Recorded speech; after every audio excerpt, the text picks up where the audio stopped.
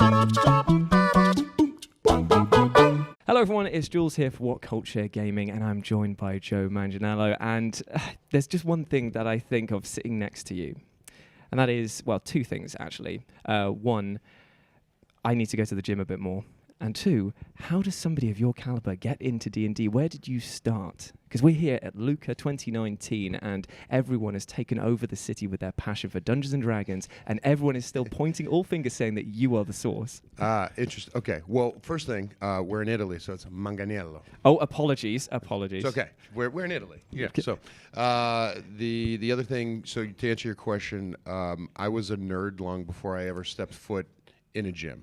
Right. But I will say that I think I did step foot in a gym being inspired by Conan the Barbarian, wanting to grow up to be like him, and then as a kid playing Dungeons & Dragons, playing a fighter, playing a barbarian, and then going to the gym for the next 30 years to try to become the characters that I was playing as a little kid.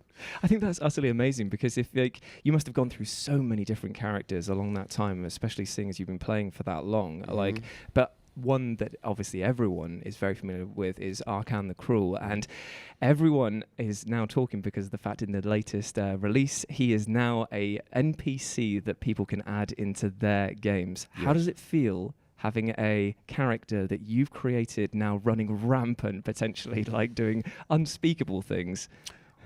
It feels great. When I was a kid, the job that I wanted was, I wanted to run Dungeons and Dragons. I wanted to succeed Gary Gygax. That was what I wanted to do as a kid. So having a conversation with wizards and about coming up with a storyline that would appear in the next adventure module, and being able to write a storyline, lend Arkhan, flesh him out, and then also create the rest of his minions, the rest of his army, where Krull, the evil snapping turtle, Death Domain cleric, and Toragar, who is his Minotaur bodyguard, and the rest of the creatures that inhabit the Tower of Avernus. Man, that's a dream come true. I mean, had you worked with Wizards of the Coast before this in terms of sort of like developing characters and storylines? Was it quite an interesting process to be like, I imagine when you've played as a character like that for so long, there's a sense of sort of ownership that is unparalleled. So having to give up a potential bit of control must be a bit strange. There's a little bit. I mean, in some of the mechanics, because the stat blocks for NPC villains have to be simplified. So there was a bit lost in the translation there, because he is a frenzied berserker barbarian. So when you translate it's hard to rolling with advantage, and then also the divine smite mechanic was really tricky for the character stat block. So the block is condensed to a certain degree. That was hard for me, because Arkhan did 323 points of damage in one round. And I want on camera. It's on camera. What? Yeah, which I think is a record. that must be a world record. Well, he was hasted, so there was a fourth attack. But with that said, I wanted genuine fear, and I also wanted the knockout ability. If the players chose to mess with him, I wanted him to be able to kill one of the party members in a round, or to kill two of them in one round single-handedly, and so a little bit of that got lost in translation. But what I love is hearing people say, we're running the adventure, and they're the dragon cultists that are left over from the Rise of Tiamat, Horde of the Dragon Queen campaign now appear in the new Baldur's Gate adventure. There are dragon cultists around, and they say things like, Arkhan sends his regards. Nice. Which I love. I love hearing that. So it's a dream come true. It must be amazing, because I mean, like, on average, how often do you play D&D? Well, I have a busy schedule, so yes. Whenever I'm at home, we play. Fair enough. And there are stretches where it could be once a week. My players would like to play every day if we could. But they all have very difficult schedules as well. Are you running that campaign yourself, or are you a player within? No, I run that. Amazing. Yeah, I run my home game, which I've put pictures up on my Instagram of the home game. And it's like I said, there's a lot of busy schedules in that group, but like last night the chat forum fired off, and one of the players was talking about what to. So I took it upon myself. I woke up this morning and then wrote a big chunk of text from the villagers in this town that they're kind of stopped off in right now, and sent that back out to the group.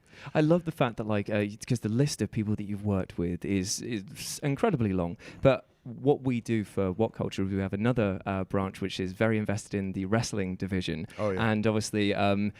Third biggest in the world, just saying, putting it out there. WD want to try and buy us, but never mind, that's fine. But you obviously played with Paul White, aka The Big Show. He's in my home group, yeah. He's like a massive fan as well. It's so fun to hear you stand up to MJF when he was cracking off on Twitter. It's one of those funny things where as soon as everyone knew that we were interviewing, they were like, "You've got to ask him about MJF," because I don't know if you looked into who this guy was after around this point, but his whole gimmick is he loves pissing people off. He's a heel. He's a heel. But he gets away with it is the sort of thing. But when he came to you, it was just like he got sent packing. Well, when all of that happened, I found out about it. I didn't know who he was, but I found out about it because a bunch of D&D fans and players were all simultaneously sending me his post, which, for people out there who don't know, it was like a gym selfie of him vamping in this mirror, and it said, "I don't play Dungeons and Dragons," look at me. And so people said, "Hey man, you gotta crack back at you gotta get back at him. Come on, Joe, come on." So I went, all right, and just posted what I posted. But the best thing is that you become the savior. You've become now a figurehead for people to stand up and say, "Listen, there isn't the stigma anymore." Honestly, you talk to people about how they perceive you as a D&D player and as a celebrity as well, and it's always such a positive reinforcement of it is not just okay to play D&D, it is okay to love something like that. Yeah. And I think that's great. I think that's absolutely amazing. But it's the same thing I was doing in high school. Because when I was in high school, it wasn't, you didn't say it out loud.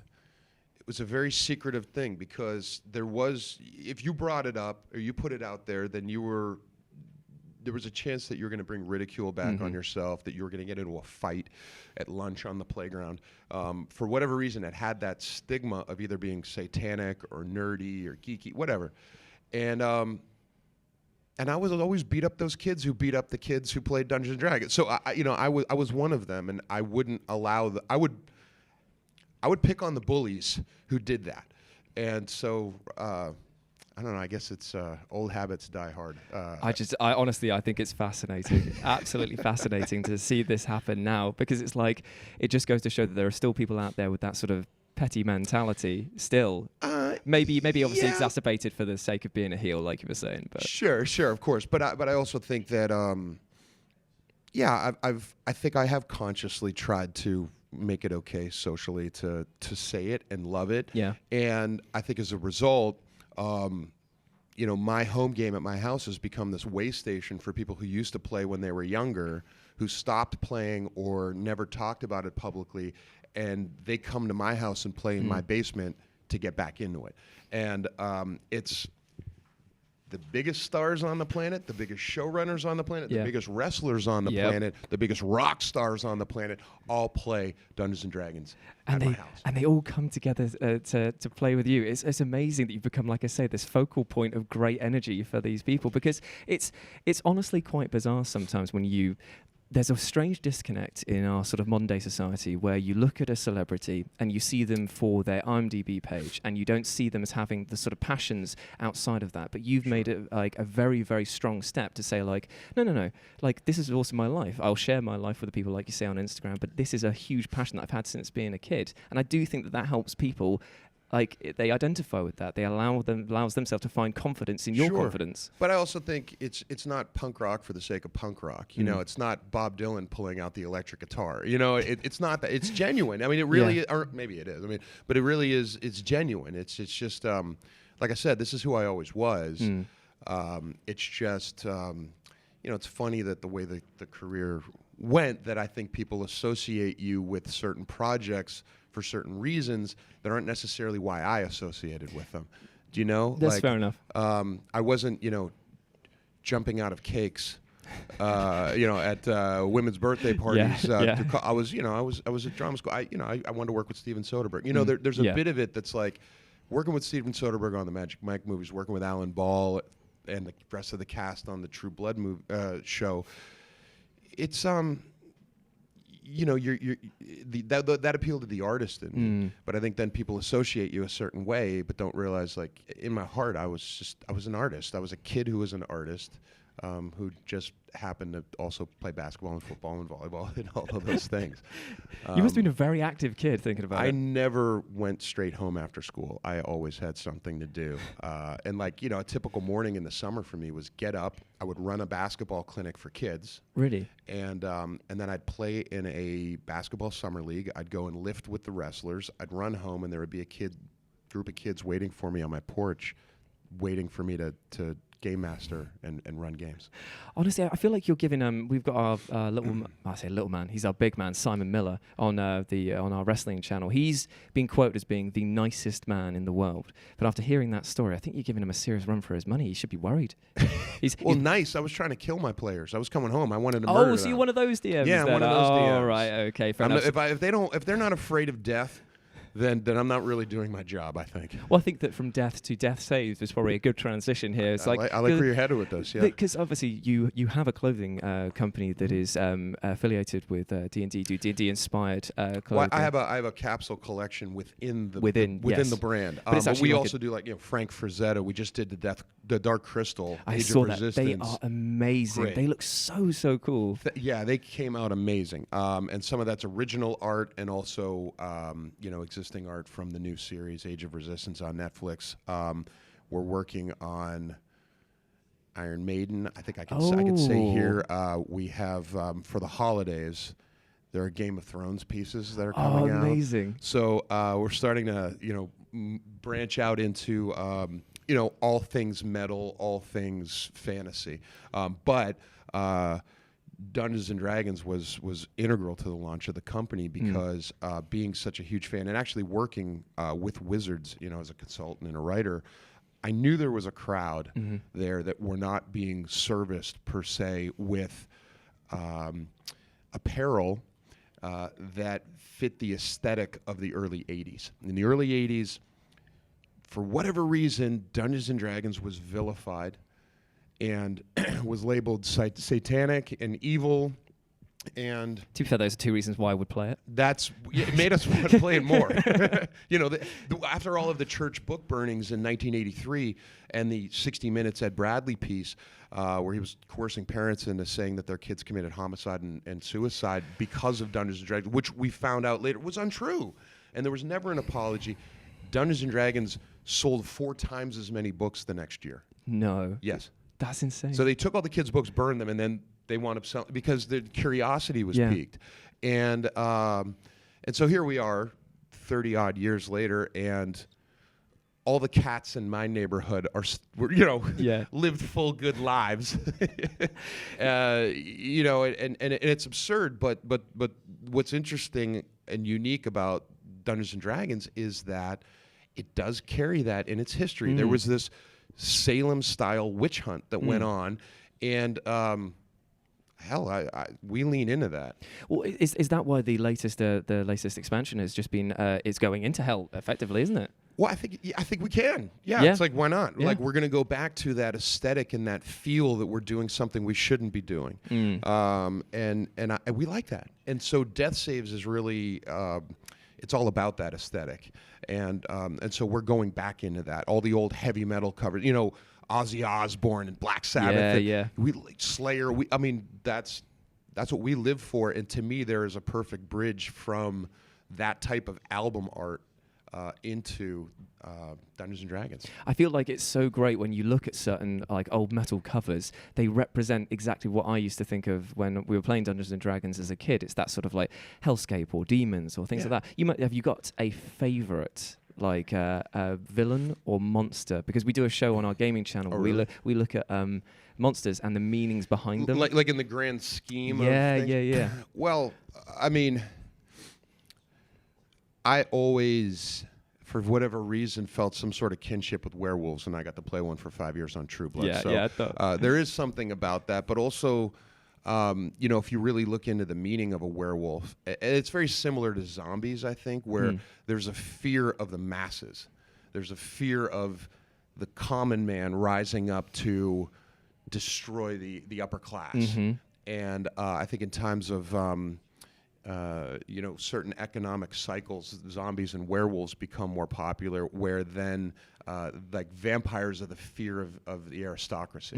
And so I don't know what it is. Maybe it's, I'm from Pittsburgh, and we're all about the common man. We're identified with the werewolves. I love the fact. So, if you got quite like a horror lineage, then do you really enjoy like horror films? Sure. Oh yeah, Fantastic. Of course. I mean, but also growing up, to me, and I know it's not a horror character, but growing up, like, I loved Darth Vader. Oh yeah, I mean, I rooted so for Darth iconic. Vader. But also, if you look at like Tim Curry in Legend, playing the devil, there's Darkness, huge horns as well, man. he was brilliant in that role. And for me, like, those are some of those quintessential villain roles that I grew up watching. Do you think that sort of has inspired the way that you play certain characters? Do you look at things and just go like, I draw inspiration from my past, or do you look at stuff and think of ways of using your characters to maybe express things that you can't in real life, escapism in that form? I mean, that's what I love about Dungeons and Dragons, and I love about fantasy is you get to do things you can't do in real life. I want to do things that I would get arrested for, or spend the rest of my life in prison for in D&D, and how dare you tell me I can't do that? I'm not about the sanitized. I mean, look, the game is for everybody. Yes. But I grew up with Conan. Yeah. I grew up with Vader. I want to get into this world and live this fantasy, and I think all the players in my group do. I mean, people say, "Oh, why don't you film your game and put?" I'm like, I don't know if people. I mean, there would be people that love it, and there would be people that probably couldn't handle it. Just kind of like X-rated, gore warning sort of thing. I mean, but it's fantasy. That's what fantasy to me is. Frank Frazetta paintings. It's not sexualizing the men and women. They're so powerful, and there's a vulnerability in the nudity. It's the hyper realist of the human form, isn't it? It's just like when you look at something and just go, that's as far as it should be taken before it becomes like extreme. Like, it's beautiful and it's art, and you can't tell me that it's not. And so for me, that's what fantasy is. And it's okay if somebody wants to get something else out of it, but for me, that's what it is. It's dangerous. Honestly, Joe, it's been an absolute pleasure talking to you. I feel like I've barely even scratched the surface of what's going on in terms of your D&D lineage, but it's just so impressive. We'll have to do it again then. I would love to. Great. But before we go, seeing as there is a giant D20 here, even though you have told me that the placement is different to the ones that you sell on Death when I was a kid, with the D20s, they were in this British configuration, actually. There was a 7 where the 8 is, and there was an 11 and a 14 on the side. It was just a whole different... So when we made Death Saves Dice, which we just launched, I went back to the old configuration. So when I'm a PC, I won't roll these, but as a dungeon master, I will roll these as my monsters. It's just a weird thing. I feel like that one instance of you telling me that just shows immediately how deep your love for this craft goes. It's or superstition or OCD or something. Yes. But shall we roll this and just see if we see what we get? I mean, I will warn you. The last time I rolled like impromptu on a talk show, I rolled high. It was on Stephen Colbert. He pulled out some dice. I didn't know he was going to do that. I rolled a 20. Like live. Okay. But the rest of the crowd didn't know what that meant. So it was just complete crickets. You would hear popping just like, yeah. I was like, yeah. Silence. But people at home were screaming. So. Let's give it a try, shall we? Okay, hopefully we won't break it and Ash can keep up with this. Okay. Right, I'll let you do the honors because A, I don't think I'm strong enough, and B, I don't want to be responsible if it breaks it. Okay, fine. Do you want me to hold the mic? Yeah, you want to hold the mic? There we go. Oh, okay. Oh, God. Sure. Oh. That was a cocktail. It was going 19. Oh. That just crushed my cup of coffee. A 3. Well, there we have it. Thank you so much. It's actually destroyed your cup completely. Amazing. Carnage, death, destruction. I feel like this is very apt, but thank you so much, Joe, for taking the time out of your busy schedule for this. It's been an absolute pleasure. Thanks, man. Super fun. It's been so good. But yeah, we broke the die, too. Oh, fantastic. I left them on my mark then, so that's great. Yeah, so for all other things Luca as well, stay tuned to What Culture Gaming. I've been Jules. You have been awesome, and I'll speak to you soon. Bye, guys.